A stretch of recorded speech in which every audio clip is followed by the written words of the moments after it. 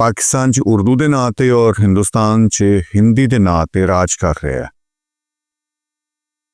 Hindustani film industry ਦੇ ਵਿੱਚ ਵੀ ਪੰਜਾਬੀਆਂ ਦਾ ਰਾਜ ਰਿਹਾ ਹੈ। ਪੰਜਾਬੀ ਔਰ ਬੰਗਾਲੀ ਦੋ ਕੌਮਾਂ ਨੇ ਹਿੰਦੁਸਤਾਨੀ ਫਿਲਮ ਇੰਡਸਟਰੀ ਨੂੰ ਦਵਾਮ ਬਖਸ਼ਿਆ, ਤਰੱਕੀ ਦਿੱਤੀ ਔਰ ਉਹਦੇ ਵਿੱਚ ਕੰਮ ਕੀਤਾ, ਜਿਹਦੇ 'ਚ ਜਿਹੜੀ ਇੰਡੀਅਨ ਫਿਲਮ ਇੰਡਸਟਰੀ ਹੈ ਉਹਦੇ 'ਚ ਕੋ ਤਕਰੀਬਨ ਕਹਿ ਲਓ 90% ਪਲੱਸ ਜਿਹੜੇ ਹੀਰੋ ਨੇ ਜਾਂ ਵੱਡੇ ਉਹਦੇ ਵਿੱਚ ਹਿੱਸਾ ਪਾਉਣ ਵਾਲੇ ਨੇ ਉਹ ਪੰਜਾਬੀ ਨੇ।